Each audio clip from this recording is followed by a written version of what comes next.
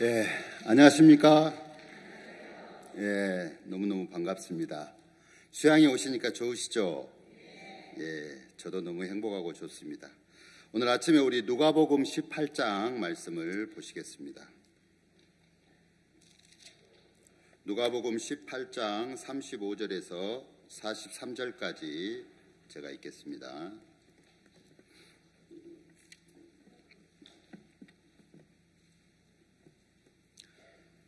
누가복음 18장 35절을 찾아주세요. 제가 읽겠습니다.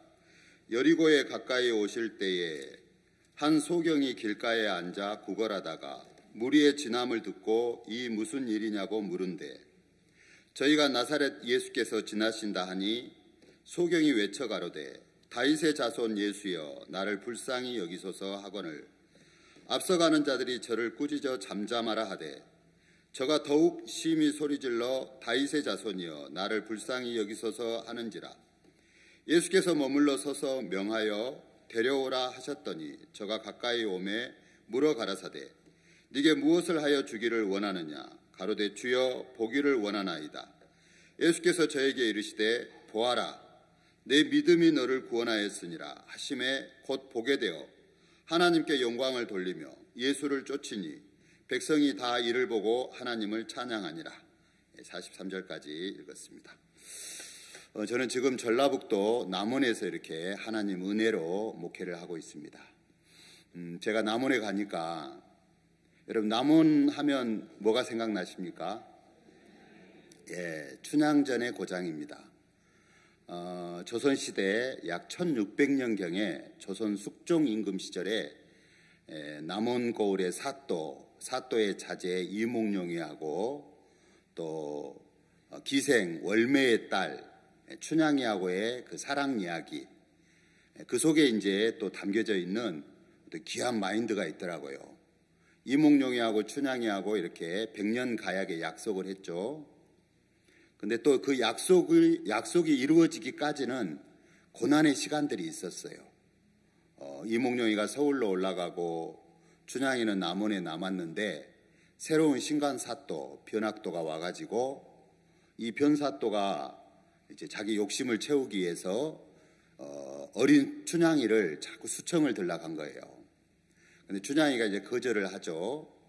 그러면서 고문도 받고 학대도 받고 그러다 감옥에까지 들어가요.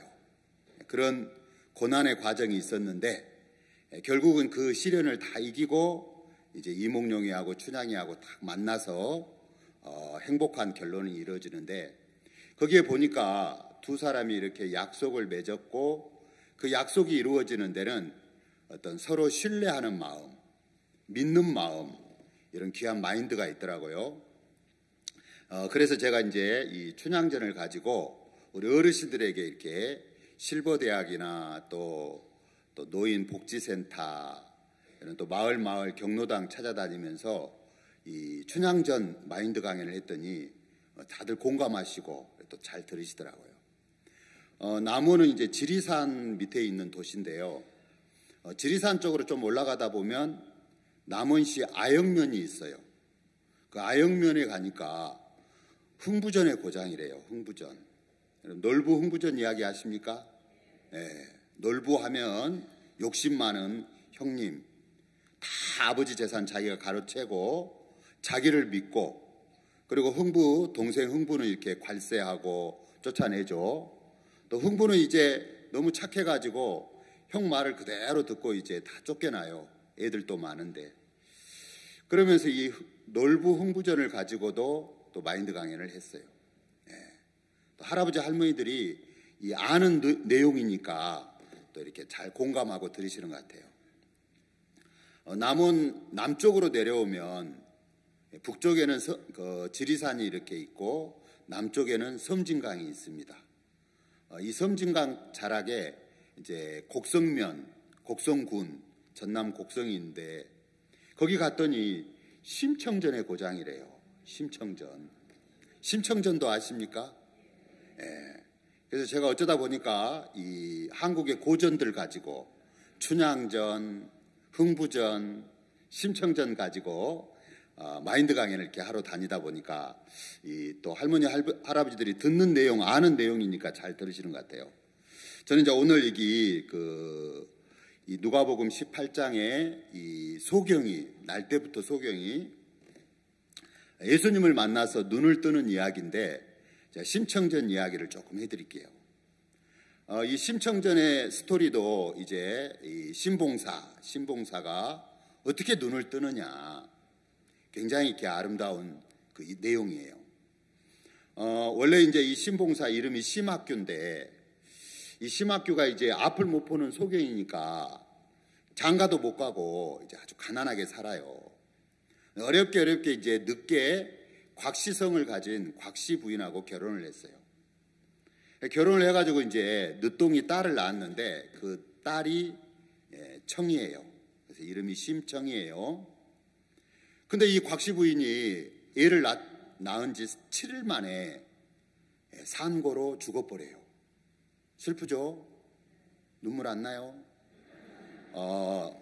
진짜 요즘이야 여러분 참 병원도 좋고 의술의 혜택으로 우리 모친들도 건강하시고 부처님들도 건강하시고 장수하시는데, 예전에는 참 이렇게 빨리 이렇게 돌아가시기도 했죠. 근데 이 심청이 어머니 곽씨 부인도 하여튼 7일 만에 이제 아이를 낳고 7일 만에 몸조리를 못했는지 죽어버렸어요. 그러니까 이제 청이가 얼마나 핏덩어리입니까? 갓난 아이. 이제 이 어린 청이를 아버지가 키워야 되는 거예요. 정상적으로 눈을 뜨고 있는 사람도 아버지가 어린 딸을 키우기가 쉽지 않을 건데, 이 청이 아버지 심학규 봉사인데 그 딸을 키워야 되니까 얼마나 힘들겠어요. 그래 애가 막 배가 고프다고 우는 거죠. 응애 하고 애가 막 떼를 쓰고 우는 거죠. 그래 이 아버지가 이제 이 아이를 살려야 되니까 그 아이를 안고 앞도 안 보이니까 동네를 나가면서 누구 안 계십니까? 거기 누구 없어요? 하고 이제 사람들을 찾는 거예요.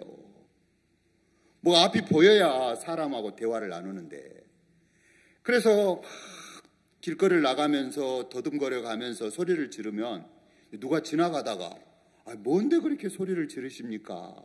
아이고 제발 나를 좀 도와주세요. 왜 그러세요? 우리 어린 딸이 지금 젖을 못 먹고 죽어가는데 이 애미는 난 지 7일 만에 죽어버렸고 내가 이 아이를 키울 수가 없는데 우리 아이 젖 좀 먹여달라고. 근데 남자가 걸리면 남자가 젖을 줄 수는 없잖아요. 그러니까 이제 이 남자가 여자를 찾아보시라고, 제발 좀 도와달라고. 그래서 이제 마을로 가서 또 이렇게 아이 키우는 또 젊은 아줌마를 찾아야 될 거 아닙니까? 그렇게 모진 고통 속에서 이 심학규가 이제 어린 딸을 키운 거예요. 그 고통은 말로도 할 수 없는 거죠.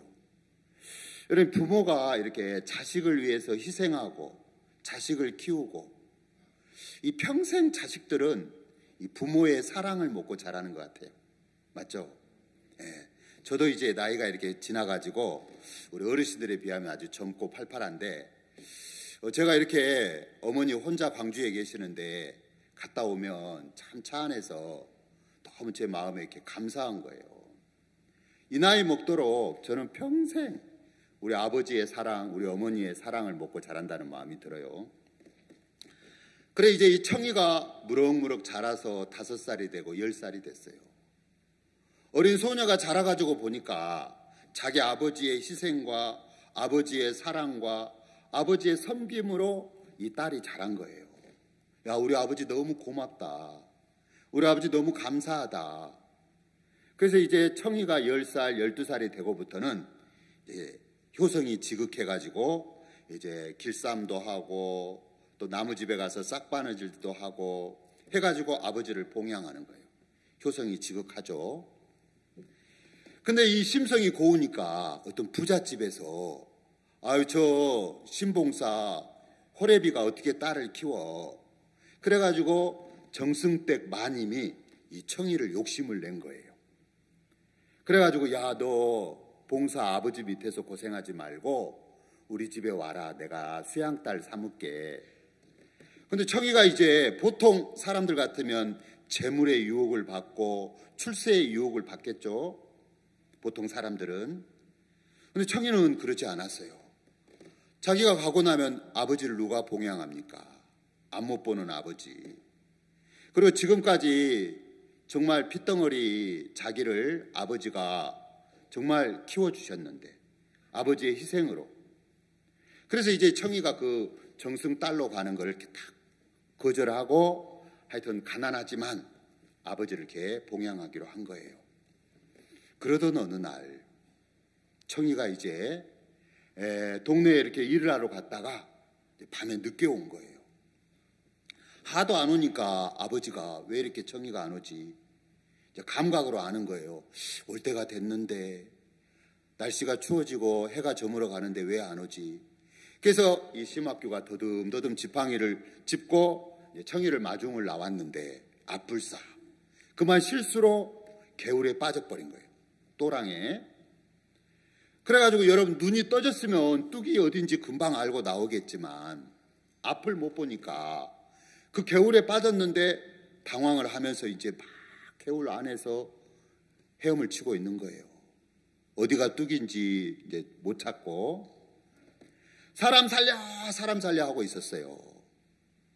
그 소리를 듣고 마침 지나가던 몽은사 주지 스님이 지나가다가 이제 개울에 빠져서 어떤 노인네가 막 헤엄을 치고 있으니까 아니 이 추운 겨울에 왜 개울에 있냐고. 아 말도 마시라고 내가 앞이 안 보여서 개울에 빠졌다고. 그래서 이제 불쌍한 마음에 몽은사 주지 스님이 건져줬어요. 건져주고 나서 아니 앞도 안 보이는데 조심하시지 왜 밖에 나와서 이러냐고. 그리고는 이제 주지 스님이 돌아서서 하는 말이 저 소경도 우리 몽은사의 부처님 앞에 공양미 300선만 시주하면 눈을 뜰 수 있는데 이건 이제 혼잣말로 얘기했어요. 근데 원래요 이 앞을 못 보는 분은 귀가 박대요. 그러니까 앞을 못 보는 분 뒤에서 뒷담화 하면 되겠어요 안 되겠어요? 안 돼요. 귀가 밝아 뭐라고? 하고 금방 들을 거예요. 그래 심학규 이 봉사가 그 소리를 들은 거예요. 혼잣말을. 아니 스님 방금 뭐라고 하셨습니까? 아니라고. 아니 자세히 얘기해 보시라고. 그래 해서 이제 몽은사에 공양미 300석을 내면 눈을 뜬다는 얘기를 하니까 눈 뜨고 싶은 마음에 내가 공양미 300석 약속하리이다. 눈만 뜬다면 그 300석 못 드리겠냐고. 그리고는 덜커덩 약속을 해버렸던 것이었습니다. 근데 이제 앞불사 아니 청이하고 가난하게 그날 벌어서 겨우 먹고 사는 집안에 300석이 어디 있어요. 그래서 집에 돌아와서 이제 내가 실수를 했구나. 내가 노망이 들었구나. 이제 걱정을 하고 있는데 그날 이제 청이가 늦지막히 일하고 온 거예요. 와서 보니까 아버지 얼굴이 별로 안색이 안 좋은 거예요. 근데 물어봤어요. 아버지 왜 그래요? 아니다. 또 자꾸 물어보니까 말씀하세요. 소녀한테 말씀하세요. 내가 노망이 들었지. 내가 실수했지. 공연히 내가 약속을 해버렸다. 그러면서 여차여차 저차 해서 오늘 낮에 이런 일이 있었는데 내가 집안 생각도 안 하고 약속을 해버렸다. 그 짐이 이제 이 딸에게 넘어간 거예요. 청이도 무슨 대책이 없죠. 그런데 지성이면 감천이라고. 어떤 소문이 들리냐면 이제 이 장사꾼들이 육지에서 이렇게 물건을 배로 싣고 중국으로 무역을 하는데 그 무역 상인들이 바닷길을 건너려고 하면 이 바다에 풍랑이 쳐가지고 배가 침몰하면 이제 큰 손해, 생명의 위험을 느끼고 손해가 나는 거예요. 그래서 용왕신, 바다가 잔잔해 달라고 용왕신에다가 이제 제물을 바쳐야 되는데 이 소나 염소가 이제 제물로 바치지만 그 중에 사람을 제물로 바치면 훨씬 좋다는 거예요. 제일 비싼 제물이 처녀래요, 처녀. 그걸 심청이가 들은 거예요. 그래가지고 세상에 심청이가 아버지 눈뜨게 해주려고 자기 몸을 판 거예요. 차마 그 얘기를 이제 아버지한테는 할 수도 없는 거죠. 그래서 이제 몸을 팔고 약속을 하고 이제 그 바닷가 인당수에 제물로 갈 날이 다가오는데 청이가 아버지 앞에 거짓말로 이제 아버지를 이제 이야기하는 거예요. 아버지, 저 어디 멀리 떠나요. 갑자기 어디를 간단 말이냐? 아, 예전에 그 정승딸 수양딸로 삼으라고 했는데 제가 아버지 곁에서 섬기고 싶지만 제가 가면 더 많은 제물로 아버지를 섬길 수 있고 아버지도 더 호강하실 수 있고 아버지도 좋을 거예요. 무슨 소리냐? 나는 이만해도 좋다. 너랑 같이 사는 게 행복하다. 어딜 간단 말이냐? 근데 청이가 이제 이미 약속을 했어요. 사랑하는 우리 아버지 눈만 뜰 수 있다면. 그리고 이제 아버지를 달래고 이제 약속한 날짜가 다가왔는데 여러분, 발 없는 말이 천리가죠. 이 어떻게 심학규 이 신봉사의 귀에 이 청이가 인당수의 제물로 빠져간다는 이야기를 들은 거예요. 그날 아침에 이제 심학규가 안 된다 청아, 내가 무슨 영화를 누리겠다고 너를 인당수의 바다에 빠치고 내가 눈을 뜬단 말이냐, 안 돼 하고 이제 청이를 부르는데 이미 청이는 이제 떠나보고 만 거예요. 그래가지고 이제 다 그 배를 타고 이제 바닷가에 가서 제물이 됐어요. 그런데 이걸 지켜보고 있던 바다의 용왕님께서, 바닷속 용왕님께서 그 효성에 감동하사 얼른 별주부를 보내가지고, 별주부가 바닷속 거북이에요. 그래가지고 이 청이를 구해서 용궁으로 데려간 거예요. 착하게 살면 이렇게 복을 받는 것 같아요. 그래가지고 이제 청이를 탁 용궁으로 데려가서 네가 이렇게 효성이 지극하구나. 용왕신이 이제 이 청이를 극진히 대접해주고 이렇게 지극한 이 심청이를 죽어서 말이 되겠냐. 그래가지고 이 영궁에서 잘 대접해주고 이제 연꽃 속에다가 딱 담아가지고 이렇게 이제 부화를 시킨 거예요. 그래서 이제 연꽃 속에 딱 올라왔어요. 이거 이제 약간 그 불교적인 냄새가 많이 납니다. 이해하고 들으세요. 근데 이제 이 고기 잡는 어부들이 그 연꽃을 본 거예요. 이야, 상스러운 꽃이네. 아주 이렇게 크고, 그래서 그 연꽃을 딱 이제 건져서 이 황제에게 진상을 한 거예요. 황제도 이제 야, 이 뭐 귀한 꽃이 이렇게 보기 드문 꽃이 왔네 하고 이제 꽃잎을 하나하나 벗겨보니까 그 안에 너무너무 아리따운 처자가 잠들어 있는 거예요. 청이가 자고 있어요. 그래서 이 황제가 하늘이 내게 준 처자다 해서 이제 심청이하고 결혼을 해가지고 이 청이가 황후마마가 된 거예요. 그런데 이제 이 심청이가 황후마마가 됐는데 그때부터 과연 우리 아버지, 시골에 혼자 사시는 우리 아버지 눈은 떴을까? 아버지 생각이 나는 거죠. 그래서 아버지를 한번 내가 봐야 되겠다. 과연 아버지가 눈을 뜨고 행복하게 사시는지.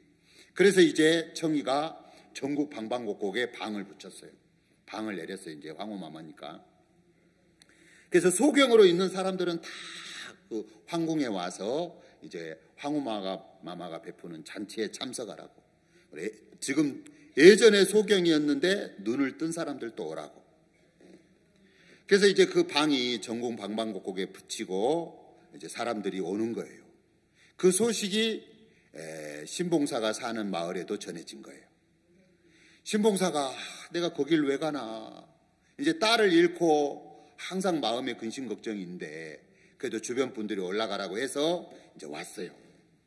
청이는 이제 황후가 돼가지고 이제 딱 그 행여나 아버지가 오는가 하고 손님들을 기다리고 있는데 몇 날 며칠이 지나고 난 이후에 드디어 기다리던 아버지가 온 거예요.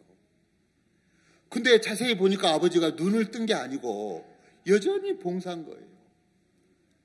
아버지 여태 눈을 못 뜨셨소.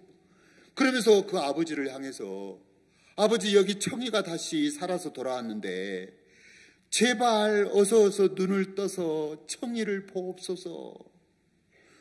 이 심학교가 깜짝 놀라. 아니, 누가 날더러 아버지라 부르오. 나는 아들도 없고 딸도 없어. 과거에 어린 딸 청이가 있었지만 지 어미가 7일 만에 죽고, 그 어린 딸을 내가 이 늙은 애비 욕심에 인당수 제물로 빠져 죽은 지가 오금 3년인데 누가 날더러 아버지라 부르오. 나는 아들도 없고 딸도 없어. 이런 효성이 지극한 딸을 물에 빠져 죽은 이 죄인을 당장 죽여주시오 하면서 이제 이 심학교가 이제 절규를 하는 거예요. 근데 청이가, 소녀가 바로 청입니다. 네가 청이란 말이냐? 너무 보고 싶은 거예요, 이 아버지가. 청아, 아이고, 이놈의 눈을 떠야 내가 청이를 보지. 그렇게 막 간절하게 보고 싶어하는 그 마음이 막 극에 달하다가 결정적인 순간에 눈을 딱 뜨는 거예요. 네. 그 심청전 판소리가 제가 마인드 가이언 할 때 전하는 그 심청전 스토리에 이 영상으로 나가는데 다 눈물바다가 돼요. 네. 여러분, 앞을 못 보는 사람은 얼마나 앞을 보고 싶겠어요. 그래서 이 심학교 이 신봉사가 우리 딸 좀 보자, 우리 딸 좀 보자, 청아 하다가 눈을 딱 떴어요. 그래, 보인다, 보여 하면서 이제 자기 손가락을 만지는데 옆에 있던 청이가 아버지, 청아 해가지고 두 분이 딱 껴안는데 너무너무 감동적이에요. 기회 되면 제가 영상 한번 보여드릴게요. 저는 오늘 이렇게 소경이 예수님을 만나서 눈을 뜨는 말씀을 전해드렸어요.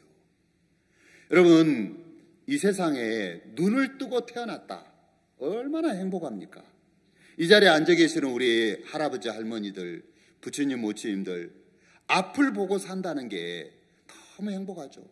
오늘 또 이렇게 자연을 보고 또 맑은 공기를 마시고 이 수양관에 와서 하나님의 말씀을 듣고 너무 행복한 거예요. 근데 이제 앞을 보고 있는 이 눈을 뜬 사람들 중에도 또 생명이 있어요. 생명 들어보셨어요? 네. 뭐 녹색 생명이다, 또 적색 생명이다. 그래서 녹색 생명은 녹색을 못 본대요.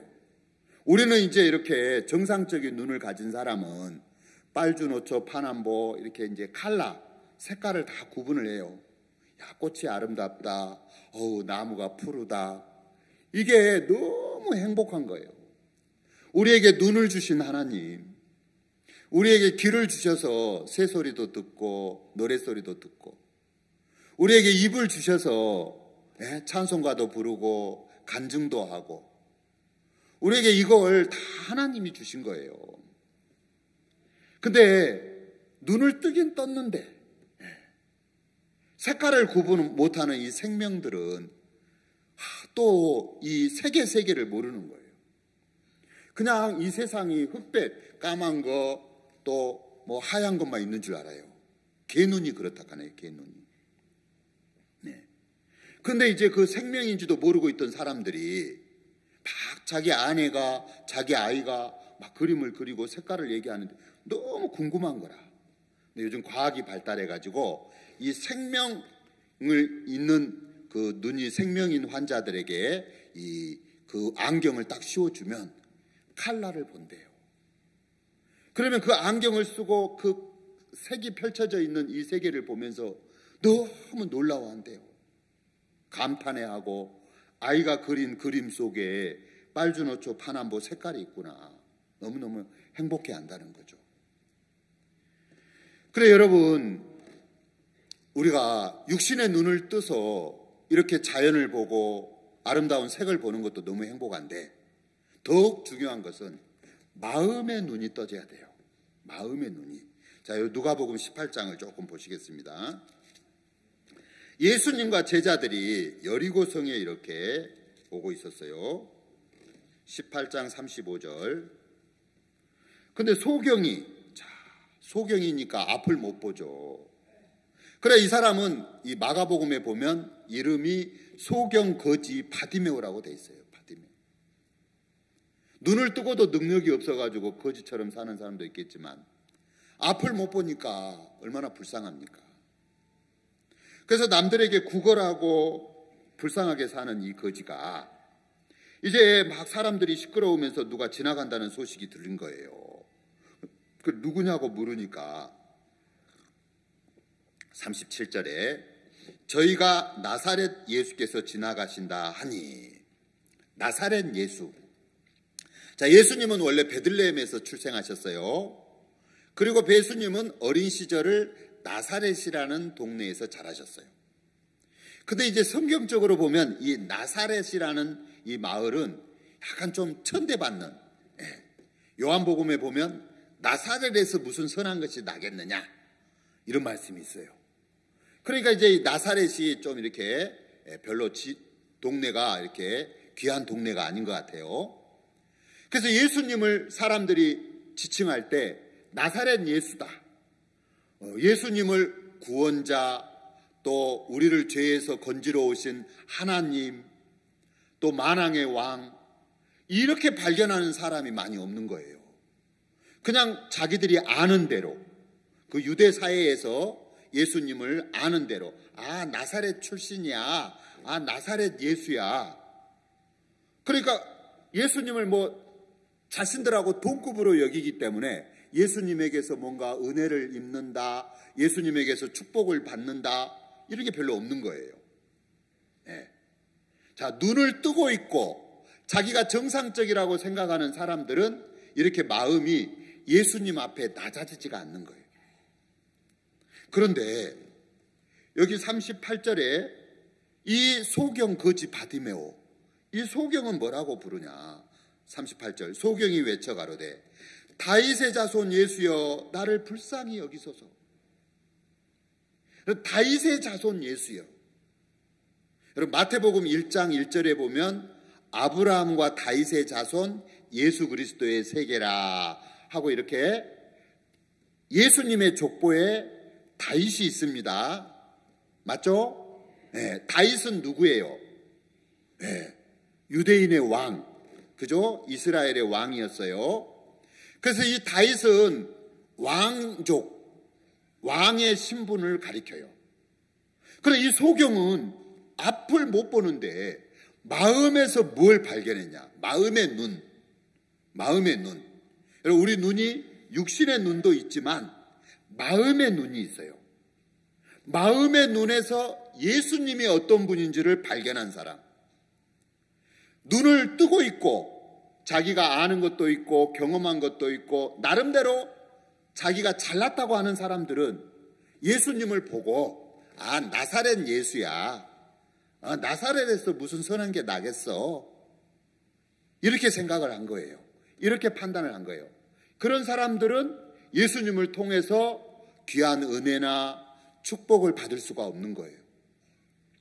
근데 이 소경은 앞을 못 보니까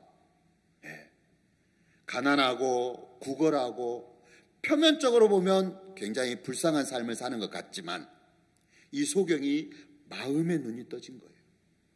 이분은 다윗의 자손 예수야, 왕의 후손이야, 다윗의 자손 왕이시여 나를 불쌍히 여기소서 하면서 다윗의 자손 예수님에게 은혜를 구하더라는 거죠. 그러니까 이제 소경이 막 소리를 지르니까 38절 앞서가는 자들이 저를 꾸짖어 잠잠하라 하되, 잠잠해, 시끄러워, 조용히 해 하면서 이제 눈 뜨고 있는 사람들이 이 거지 주제 하면서 거지를 공박을 하는 거예요. 그 거지가 내가 예수님이 아니면 어디서 눈을 뜬단 말이냐. 더욱 심히 소리질러 38절 앞서가는 자들이 저를 꾸짖어 잠잠하라되 저가 더욱 심히 소리질러 다윗의 자손이여 나를 불쌍히 여기소서 하는지라. 멈추지 않는 거예요. 앞을 못 보는 사람에게는 너무 보고 싶은 거예요. 여러분, 우리가 육신의 눈을 뜨고 있기 때문에 우리는 본다고 생각하고 안다고 생각할 수가 있어요. 그러나 마음의 눈이 떠져서 바로 예수님이 어떤 분인지를 발견하고 예수님으로 말미암아 죄사함을 받고 구원을 받는다면 그것보다 더 큰 축복, 더 큰 행복은 없는 거예요. 아멘. 자, 이 자리에 앉아 계신 우리 부처님, 모처님들은 예수님이 어떤 분인지를 마음의 눈으로 발견하셨습니까? 발견하셨죠? 자, 예수님은 누굽니까? 마태복음 1장에 21절에 아들을 낳으리니 이름을 예수라 하라. 이는 그가 자기 백성을 저희 죄에서 구원할 자이심이라. 자, 예수님은 2000년 전에 이 땅에 오셨고 예수님은 죄에서 우리를 구원하러 오셨어요. 그리고 우리를 죄에서 구원하는 그 일을 예수님은 십자가에서 다 이루셨어요. 아멘. 네. 제가 수양에 오기 전에 저는 남원에 있는데 그 남원의 지리산 쪽에 운봉마을이 있어요. 해발 한 700고지쯤 이렇게 높은 지역인데 그래가지고 이렇게 이 700고지 고냉지 채소 이런 게 유명해요. 거기에 한 가정에 전도를 갔어요. 이분은 40대 후반인데 너무 슬픈 가정이더라고요. 전도를 갔는데 이 40대 후반의 남자가 식물인간이 돼가지고 침대에 누워있어요. 그리고 그 아내는 힘없이 있고 그 아들이 이제 초등학생 다니는데 이 아이가 이제 우리 교회에 이렇게 주일학교도 참석하고 이번에 인성캠프도 참석했어요. 근데 가서 사연을 들어보니까 이 남편이 암이 걸려가지고 암세포가 뇌를 공격해가지고 이 눈을 멀게 만든 거예요. 그래서 저는 이제 앞을 못 보는 줄을 못 봤어요. 계십니까? 하고 이제 전도를 들어갔는데 그래서 이렇게 소리 나는 데를 쳐다보시길래 저를 보는 줄 알고 이야기를 계속 하는데 초점이 없어요, 눈이.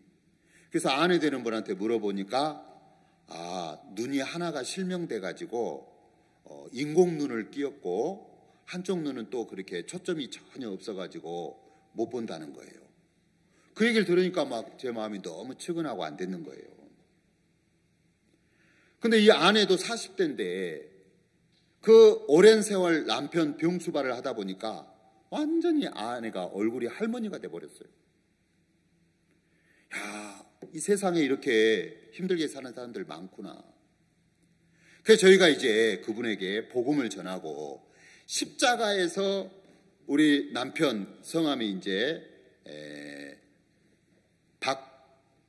박광호 씨인데, 박광호 씨, 여자는 김현숙 씨인데 예수님의 십자가에서 우리 박광호 씨, 김현숙 씨 죄를 다 가져갔습니다 하고 복음을 전하는데 전하는 저도 행복하더라고요. 이분들이 그대로 믿는 거예요. 손을 펴보라겠어요. 손을 펴가지고 다 이루었다 또 알려드리고. 그래 전도하고 이렇게 밖을 나오면서 제 마음에 하나님, 제가 불평할 거 한 개도 없습니다. 나에게 건강을 주시고 내 발로 걸어다니고 내 눈으로 보고 산다는 게 너무 행복한 거예요. 야, 저분은 어쩌다가 암에 걸려서 젊은 나이에 저렇게 식물인간으로 침대에 누워있고 아내가 대소변을 다 받아내야 되고 암세포가 뇌를 공격해가지고 이제 눈이 실명되고. 근데 제가 복음을 전해서 이분이 구원을 받고 예수님이 그 마음의 주인이 되면 야, 이분도 영혼의 구원도 받지만 야, 이 병에서도 건짐을 받겠다. 막 소망이 나는 거예요. 수양회 끝나고 또 찾아가려고 합니다. 여러분, 마음에서 예수님이 만왕의 왕이요, 예수님이 우리를 죄에서 구원하러 오신 구원자요, 예수님이 전능하신 하나님인 걸 발견한 사람은 이제 예수님에게 은혜를 구하고 예수님으로부터 모든 걸 받는 거예요. 아멘. 이 소경거지 바디메오가 예수님 나를 불쌍히 여겨주세요. 다른 사람들이 시끄러, 조용히 해, 지금 네 같은 게 왜 여기서 소리를 질러? 아니에요. 지금 눈을 뜨고 싶은데 무슨 소리예요? 그래서 예수님이 불렀어요. 예수께서 머물러 서서 명하여 데려오라 하셨더니 저가 가까이 오매 물어 가로되 네게 무엇하여 주기를 원하느냐 가로되 주여 보기를 원하나이다. 예수께서 저에게 이르시되 보아라 내 믿음이 너를 구원하였느니라. 이 소경은 표면적으로 보면 앞을 못 보고 남들에게 구걸하는 가난한 거지예요. 불쌍한 거지예요. 그러나 그 마음은 예수님을 발견하고 예수님은 만왕의 왕, 예수님은 나를 죄에서 구원하실 수 있고 그 예수님과 연결되어 있는 그 마음이 예수님 앞에 나와서 눈도 뜨고 죄사함도 받고 놀라운 은혜를 입더라는 거죠.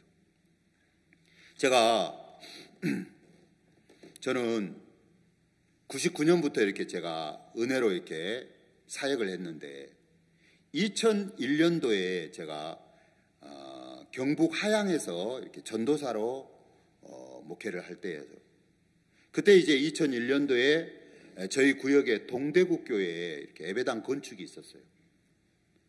저희 구역이었기 때문에 제가 이제 이렇게 가서 봉사활동을 한 번씩 했는데 그 예배당 공사장에서 처음에 이제 공사가 막 시작될 무렵에 그 봉사활동을 하다가 제 실수로 그 이제 나무를 자르는 톱날이 있어요. 굉장히 빠른 속도로 돌아가요. 이 장갑을 끼고 그 이렇게 톱날 가까이 가면 안 된대요. 이 회전체가 위험하니까. 그래서 저는 이제 경험도 없고 그리고 이제 또 일하기에 제가 바쁘고 쫓기다 보니까 그 이제 나무를 자르는 그 합판을 그 톱날에 이렇게 자르다가 제 왼손가락 5개가 잘려버렸어요. 그 이제 빨간색 코팅 장갑 있죠? 그 코팅 장갑을 끼고 그 합판을 이렇게 자르는데 톱날이 윙 돌아가니까 위험하다 그 생각을 했어요. 그 생각을 하고 얼마 안 지나서 앞이 캄캄하더라고요. 이게 왜 갑자기 캄캄하지? 그 몇 초 후에 제 왼손을 보니까 왼손이 반토막인 거예요. 이 그 끄트머리 이 장갑이 그 톱날에 딱 말려들면서 이 손가락 5개가 두두둑 하고 이제 회전체니까 다 날아가 버렸어요. 손가락 5개가 떡볶이처럼 두두둑 하고 다 날아가 버렸어요.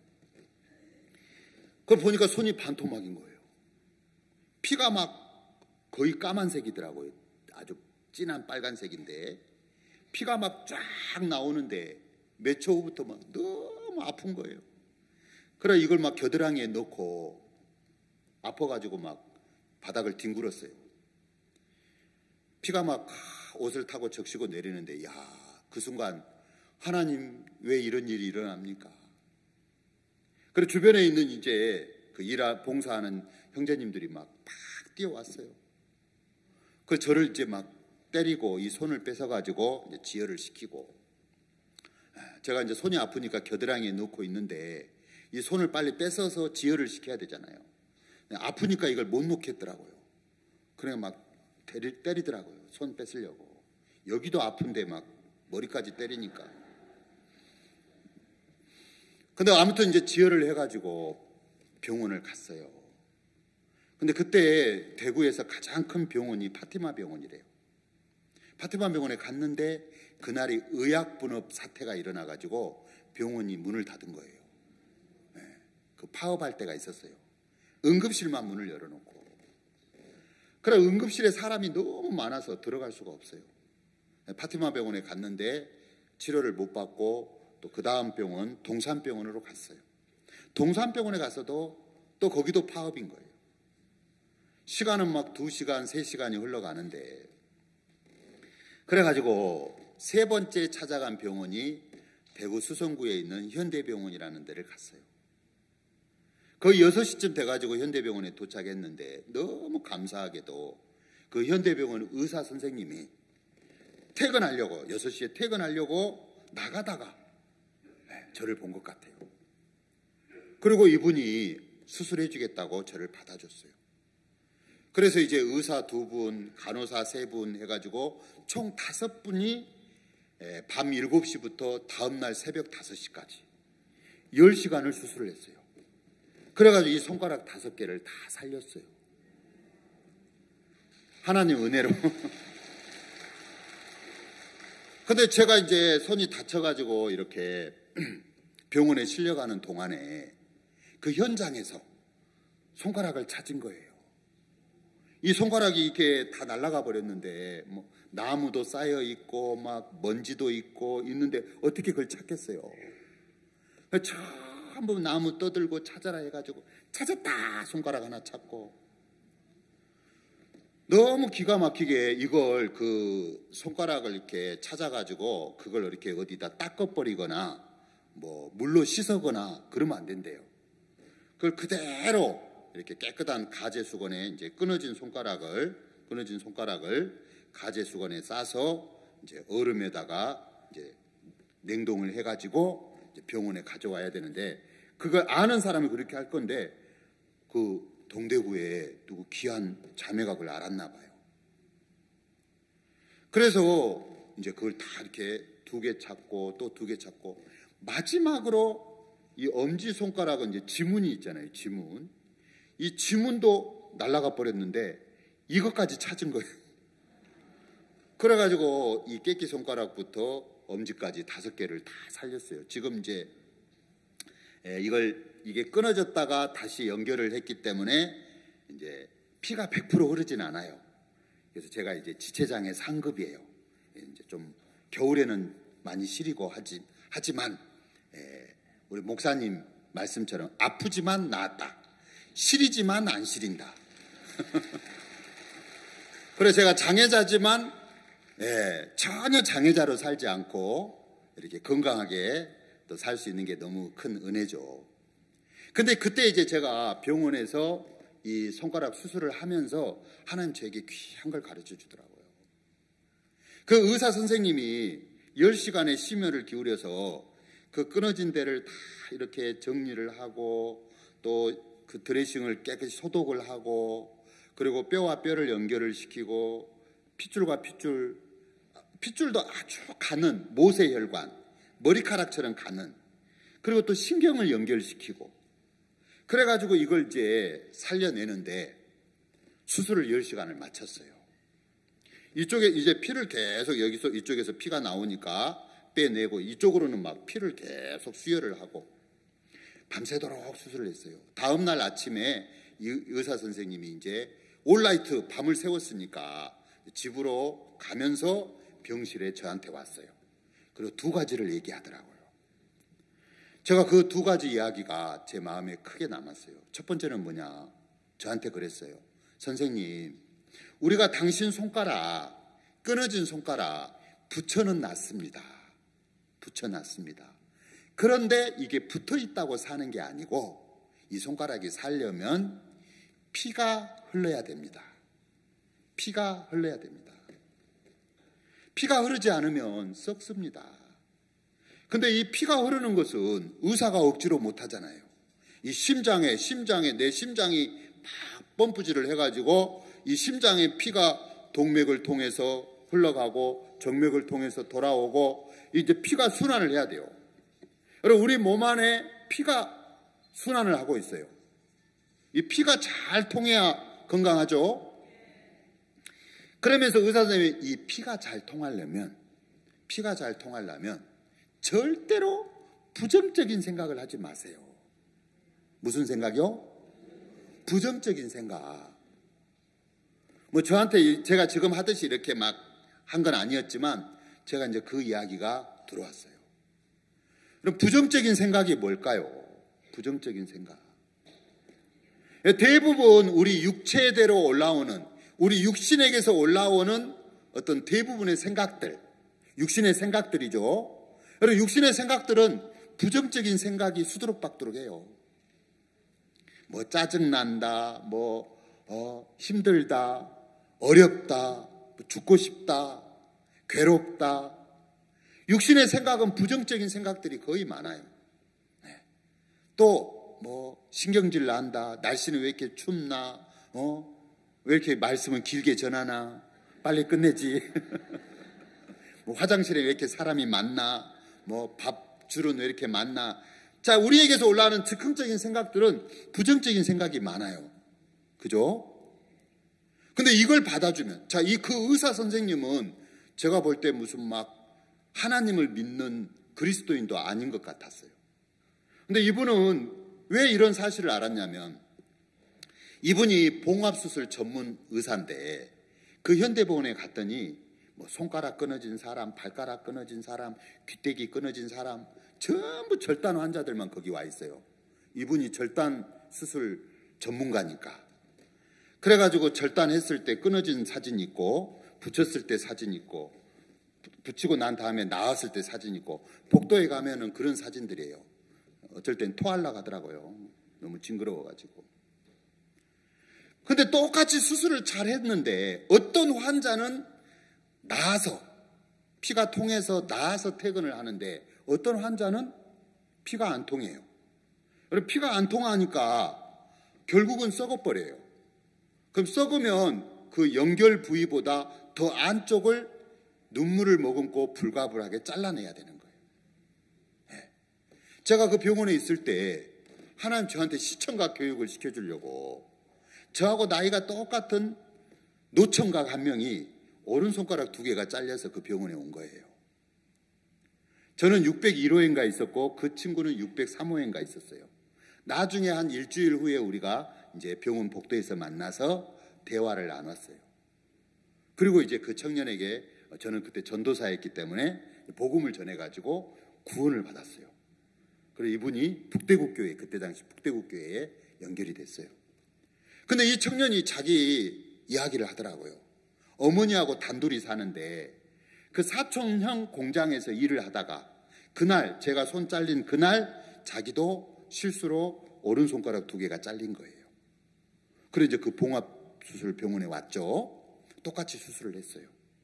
의사 선생님이 저에게도 똑같이 얘기했고 그분에게도 얘기했어요. 첫 번째는 뭐냐? 절대로 부정적인 생각을 하지 마세요. 두 번째는 뭐냐? 당신이 이왕 이 병원을 선택하고 의사 나를 만났으니까 나를 믿고 다 맡기라 하더라고요. 네. 믿음의 관계죠. 네. 병원에 가서 의사를 신뢰해야 돼요. 맞죠? 네. 환자가 의사를 신뢰하는 건 기본이죠. 그러니까 병원을 믿고 의사를 믿고 신뢰하고 다 맡기라는 거죠. 두 번째 이야기. 첫 번째 부정적인 생각을 하지 마세요. 두 번째 믿고 맡기세요. 그래서 저는 이제 감사하게도 우리 교회가 있으니까 제가 하양교회에 있는데 하양의 모친들이 막 아이고 우리 전도사님 불쌍해서 어떡해. 그래서 막 곰탕을 끓여오고 뼈 국물 사골 내가지고 얼마나 제가 호강하겠습니까. 병원에서. 또 홍아씨가 뼈에 줬다고 막 홍아씨를 어디서 구해오고 또 우리 사역자님들이 면회오고 형제자님들이 면회오고 망구땡이더라고요. 하나님 은혜로 수술 한 번만에 다 나았어요. 근데 이제 이게 피가 안 통하면 그 병원에서 어떻게 하는가 하고 보니까 이 끄트리를 딱 바늘이나 칼로 잘라가지고 구멍을 뚫어가지고 거머리 있죠, 거머리. 거머리 아세요? 예. 저는 어렸을 때 이 거머리, 천하의 나쁜 놈이 거머리인 줄 알았어요. 근데 제가 봉합수술을 해보고 나니까 이 하나님이 지으신 모든 게 선하다 하더만 이 거머리도 봉합수술을 하는 병원에서 귀하게 쓰이더라고요.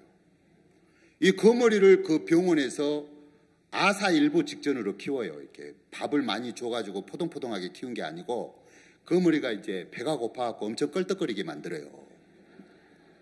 그래가지고 이 봉합수술을 했는데 피가 잘 안 통하는 환자들, 이 끄트머리 온도를 계속 재더라고요. 피가 잘 통하는지 안 통하는지. 그래가지고 안 통하면 거머리를 딱 붙여줘요. 그럼 거머리가 딱 거기 빨판을 대가지고 이 거머리가 여기 굳어있는 죽은 피, 그 혈관을 막고 있잖아요. 막아버리니까 피가 안 통하니까 결국은 이게 붙어있다고 사는 게 아니에요. 자, 이걸 영적으로 좀 풀어보면 몸뚱아리가 교회에 나온다고 사는 게 아니에요. 그죠? 마음이 통해야 돼요. 아멘? 네. 하나님의 마음, 말씀 속에 담겨져 있는 예수님의 마음, 교회 안에 흐르고 있는 주님의 마음, 마음과 마음이 흐르고 마음과 마음이 연결돼야 돼요. 맞죠? 네. 그러니까 그 의사 선생님이 이 손가락이 붙어 있다고 사는 게 아니고 피가 흘러야 됩니다. 여러분, 이 흐름의 중요성, 흘러야 살아요. 이 지구상에도 공기가 흐르고 물이 흐르고 사람 몸 안에도 피가 흐르고 나무 속에도요, 그 나무 안에 영양분, 수분, 뿌리의 진액이 잘 흘러야 이 나무가 충실한 열매를 맺어요. 맞죠? 보여지는 세계는 보이지 않는 우리 마음의 세계를 가르쳐 주는 거죠. 마음이 흘러야 되는 거예요. 근데 그 환자, 아까 얘기했던 노총각 환자는 의사 선생님이 그 사람에게도 이제 저한테 했던 맹키로 이렇게 회진을 했을 거예요. 여기서 맹키로는 전라도 사투리입니다. 저한테 했던 거 맹키로. 그래, 이제 이 환자가 그때 그걸 크게 안 들은 거예요. 귀담아 안 들은 거예요. 자기가 호르몬이하고 둘이 살고 이 손가락이 잘렸다는 생각이 찾아오니까, 아이고, 이제 나는 손가락 병신되면 어떡하지? 난 장가도 못 갔는데 이제 내 장가나 가겠나?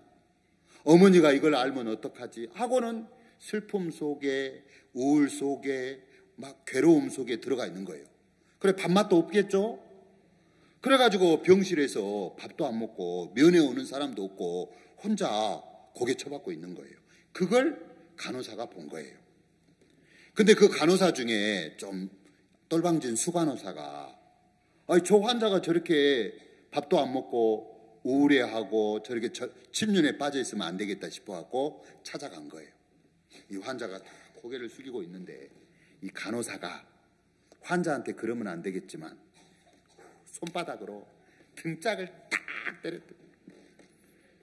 그리고 이렇게 말했대요. 야, 이 새끼야! 젊은 놈의 새끼가 손가락 2개 잘렸다고 뒤지냐, 이 새끼야! 그러면 임마 소아마비로 태어난 사람 다 죽어야 되겠네. 그 교통사고로 장애자 된 사람 다 죽어야 되겠네. 젊은 놈의 새끼가 손가락 2개 잘렸다고 뒤지냐? 정신 차려, 이 새끼야! 2대 때렸대요, 2대. 잘했어요, 못했어요? 예, 감사합니다. 잘했더라고요. 그때 이제 이 환자가 정신을 차린 거예요. 그래, 내가 손가락 2개 잘렸다고 죽냐? 나중에 이제 저를 만나서 고백을 하기를, 생각에 빠지니까 자기가, 우리가 있는 병실이 6층이었어요. 6층에서 뛰어내리려고 했대요. 미쳤지. 육신의 생각을 계속 받아주니까 손가락 2개 잘린 것 때문에 내가 장가 가겠나? 어머니가 이걸 알면 어떡하지? 너무 괴롭다. 나 이제 병신 되는 거 아니야? 그러면서 결국에 자기가 6층에서 뛰어내리려고 했다는 거죠. 정말 하나님이 저의 삶 속에 이제 이런 일들을 통해서 제 마음을 이렇게 낮춰주시고, 이 끊어진 손가락이 끊어져 있으면 이게 죽지만 몸에 연결시켜가지고 이렇게 흘러가니까 지금 이렇게 좀 불편하지만 못생겼지만 붙어 있다는 게 얼마나 감사해요. 그죠? 저는 이 붙어 있다는 것만 생각해도 너무 하나님 앞에 감사하고 그랬습니다. 우리 하나만 더 보겠습니다. 요한복음 9장 한번 볼게요. 요한복음 9장.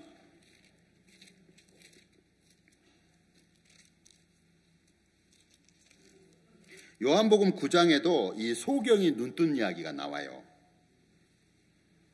아까 누가복음 18장에 소경 거지 바디메오가 예수님을 만나서 다윗의 자손 예수여, 보통 사람들, 눈뜬 사람들이 발견하지 못하는 그 예수님이 왕이시고 구원자인 걸 발견했죠.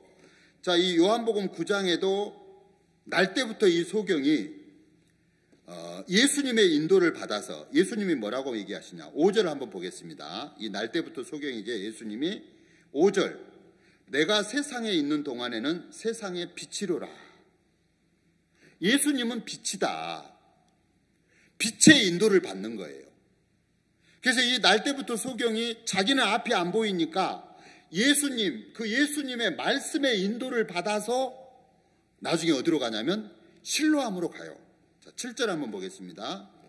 이르시되 실로암 못에 가서 씻으라 하시니, 실로암은 번역하면 보냄을 받았다는 뜻이라.